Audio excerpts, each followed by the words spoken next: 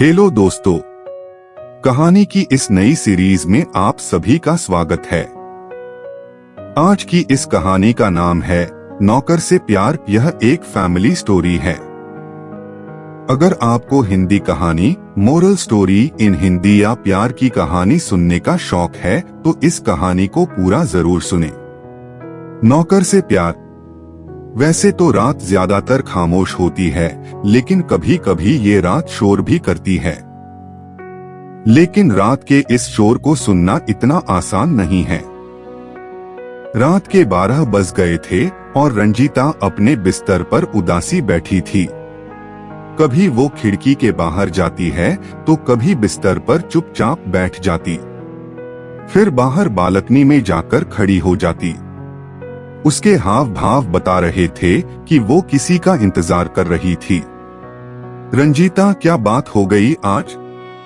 इस समय तक तो वो आ जाता था। तभी रंजीता की हवेली के पीछे एक आदमी चढ़ता हुआ दिखाई देता है। उसने अपने चेहरे को बड़ी सी तौलिए से ढक रखा था।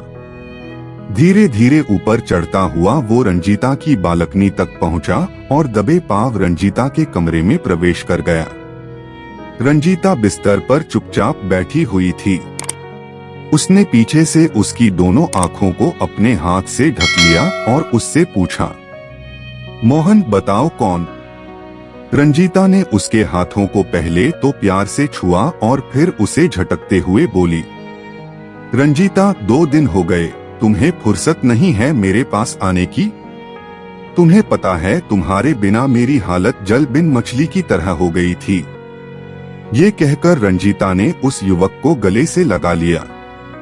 रंजीता की बातों को सुनकर उस युवक ने अपने चेहरे से तौलिया हटाया और फिर कहा, मोहन, आपको पता नहीं है क्या, मालिक ने मुझे 2 दिनों के लिए शहर भेजा था।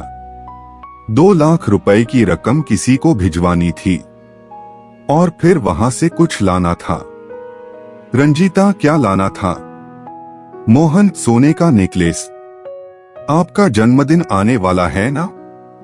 रंजीता ने जब ये सुना है तो मुस्कुराते हुए मोहन की ओर देखने लगी और फिर उससे पूछा, रंजीता, तुम क्या गिफ्ट दे रहे हो जन्मदिन पर मेरे? मोहन, मैं क्या दे सकता हूँ, लेकिन मैं तो बचपन से नौकर हूँ यहाँ। रंजीता, तुम फिर शुरू हो गए।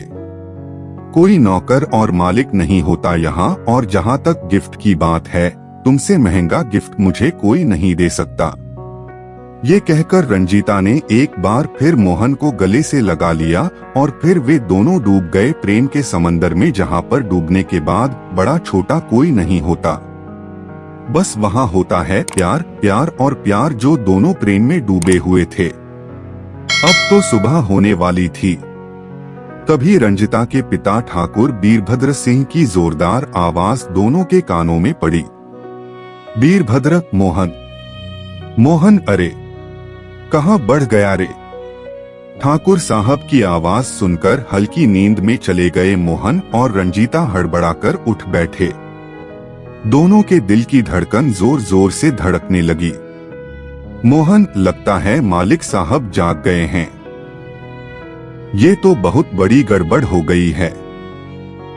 हे भगवान, अब क्या करूं मैं? रंजीता, इतना डरोगे तो हो गया। सुनो, मैं नीचे जाती हूँ और बाबूजी को दूसरी बातों में लगाती हूँ। तुम जिस तरह पाइप के रास्ते से आए थे वैसे ही निकल जाओ और थोड़ी देर बाद बाबूजी के पास आ जाना। रंजीता की बात सुनकर मोहन दबे पांव कमरे से निकल गया। उधर रंजीता सीढ़ियों से उतरकर अपने पिता वीरभद्र सिंह के पास गई। रंजीता, क्या हो गया बाबूजी? अभी तो सूरज भी नहीं निकला और आप मोहन करने लगे। मोहन के बिना तो आपका काम ही नहीं चलता। वीरभद्र, वो तो है, लेकिन तू आज इतनी जल्दी कैसे जाग गई? 9 बजे के पहले तो तेरी आंख नहीं खुलती और आज 4:30 बजे ही। तभी वहां पर मोहन आ जाता है। उसे देखकर वीरभद्र सिंह उस पर चिल्लाते हुए कहते हैं, वीरभद्र, अरे कहाँ मर गया था रे तू? तुझे आवाज दे देकर गला बैठ गया मेरा। मोहन, मालिक, वो भैंसिया चिल्ला रही थी इसलिए उसे चारा देने गया था। वीरभद्र, सुन, तुझे पता है ना आज रंजीता का जन्मदिन है। शाम को बड़ी पार्टी है, कई लोग आएंगे उसमें, और हाँ, पार्टी में वीरपाल जी भी अपने बेटे अंगद के साथ आ रहे हैं। उनका विशेष ध्यान रखना। मैं चाहता हूँ कि रंजीता की शादी अंगद से हो जाए। और हाँ, एक बात और, मालकिन भी राजेश के साथ शहर से आ रही है, तो तू उन्हें लेने दोपहर में स्टेशन चले जाना। मोहन रंजीता के यहाँ नौकर का काम करता है। हालांकि उसे ग्रेजुएशन में गोल्ड मेडल मिला था। अगर वो शहर चला जाता है तो उसे अच्छी नौकरी मिल जाती, लेकिन ठाकुर साहब का कर्ज उसके परिवार पर होने के कारण वो इनके यहाँ काम करता था और बिना उसे चुकाए वो कहीं नहीं जा सकता था। मोहन, कैसे चला जाऊं रंजीता तुम्हारे पापा की नौकरी छोड़कर? तुम्हें पता है ना कितना कर्जा है उनका हमारे ऊपर। बिना उसे चुकाए गया तो वो मेरे बूढ़े माँ बाप को बहुत परेशान करेंगे। रंजीता, मोहन, तुम बेवकूफ हो। यहाँ पर रहोगे तो इनका कर्ज कभी खत्म नहीं होगा। तुम्हारे दादा ने मात्र 75 रुपए मेरे दादा से उधार लिए थे। वो 5 लाख कैसे बन गया, मेरी समझ से बाहर है। मोहन के पिता भी इस घर में नौकर थे और उसके दादा भी। पीढ़ियों से मोहन का परिवार वीरभद्र सिंह के यहाँ नौकर का काम करता रहा था, लेकिन इस बात की परवाह किए बिना पिछले 2 सालों से रंजीता और मोहन के बीच प्यार का सिलसिला चल रहा था। हालांकि इस बात की जरा सी भी खबर ना तो वीरभद्र को है और ना ही उसकी पत्नी सुकन्या और बेटे राजेश को। बहरहाल, शाम को रंजीता के लिए बड़ी बर्थडे पार्टी का आयोजन वीरभद्र सिंह की हवेली में किया गया था। कई सारे मेहमान वहां आए हुए थे। पार्टी में, वीरभद्र, दोस्तों, आज मेरे लिए बहुत ही खुशी का दिन है। आज मेरी इकलौती बेटी रंजीता का जन्मदिन भी है और आज मैंने इसके भविष्य के लिए एक बहुत बड़ा फैसला किया। उसके बाद वीरभद्र सिंह ने रंजीता और अंगद की 15 दिन बाद सगाई की घोषणा कर दी। उस घोषणा को सुनकर रंजीता तुरंत ही वहां से चली गई। सभी ने सोचा कि वो शर्मा गई है, लेकिन वो कहते हैं ना, इश्क को आप कितना ही छुपाएं, छुप नहीं सकता। 2 दिन बाद की बात है। रंजीता को लगातार उल्टियां हो रही थी। सुकन्या, अरे कितनी बार कहा है मुंह पर कंट्रोल रखा कर, सारा दिन पता नहीं क्या क्या खाती रहती हैं। अब हो रही है ना उल्टी। रंजीता की उल्टियां रोकने के लिए घरेलू दवा उसे दी गई, लेकिन कंट्रोल नहीं हुआ।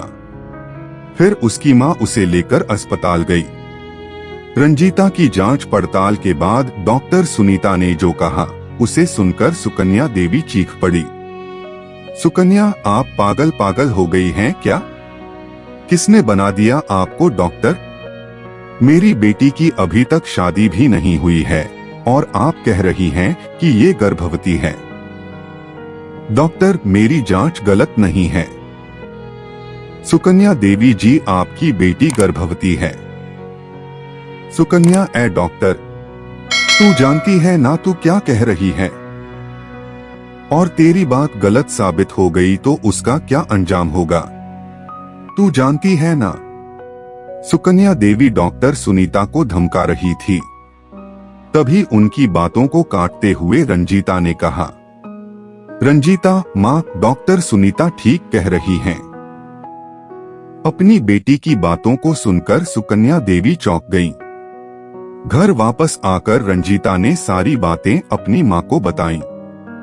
उसने ये भी बताया कि उसने और मोहन दोनों ने छुपकर मंदिर में शादी भी कर ली है। सुकन्या, ये क्या नष्ट कर दिया तूने? अरे कुछ तो हम लोगों का मान रखा होता।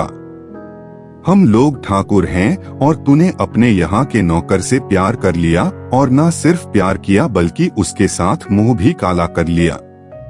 करम जली, तू पैदा होते ही मर क्यों नहीं गई। शाम तक ये बात वीरभद्र सिंह और उनके बेटे राजेश को पता लग गई। दोनों का खून खौल उठा। राजेश उसी समय राइफल लेकर मोहन को मारने के लिए निकल रहा था। तभी सामने से मोहन आता हुआ दिख रहा है। राजेश ने आव देखा न ताव, बंदूक उसके ऊपर डाल दी। रंजीता भागी भागी आई। रंजीता, ये क्या कर रहे हैं राजेश भैया? मोहन को छोड़ दो, मैं उससे बहुत प्यार करती हूँ। रंजीता की बात सुनकर राजेश ने बंदूक के भारी हिस्से से रंजीता के सिर पर मारा। वो बेचारी लहूलुहान हो गई। रंजीता की हालत देखकर मोहन ने राजेश की राइफल को अपने हाथ में पकड़ लिया और उससे कहा, मोहन, अगर आपने एक बार और रंजीता पर हाथ उठाया तो मुझसे बुरा कोई नहीं होगा। उसकी बात को सुनकर वीरभद्र सिंह और राजेश ने अपना आपा खो दिया। राजेश, 2 अकोढ़ी के नौकर, तू हमें धमका रहा है। वीरभद्र, राजेश पानी सर के ऊपर जा चुका है, इसलिए इसे छोड़ना मत। इसने बहुत बड़ी गलती की है। कल को कोई और ऐसी गलती करने की जरूरत न करें, इसलिए इसको इस बात की सजा देना बहुत जरूरी है। पिता की बातों को सुनकर राजेश ने एक बार फिर से बंदूक की नाल मोहन की ओर की। एक जोरदार धमाका हुआ और कुछ देर के लिए हर ओर खामोशी छा गई। लेकिन जब खामोशी टूटी तो राजेश के सामने उसकी तड़पती हुई बहन रंजीता थी। रंजीता, मोहन, मोहन भाग जा तू, भाग यहाँ से, ये लोग तुम्हें जिंदा नहीं छोड़ेंगे।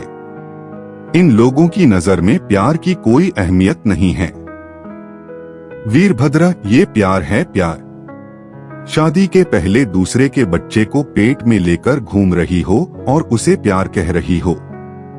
रंजीता, शादी तो हमने भगवान के सामने कर ली है पिताजी।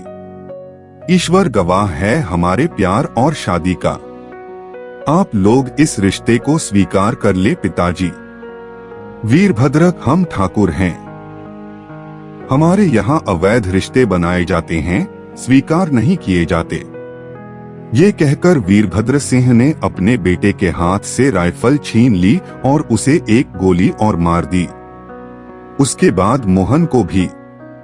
मोहन, रंजीता, रंजीता, रंजीता, मोहन, मोहन।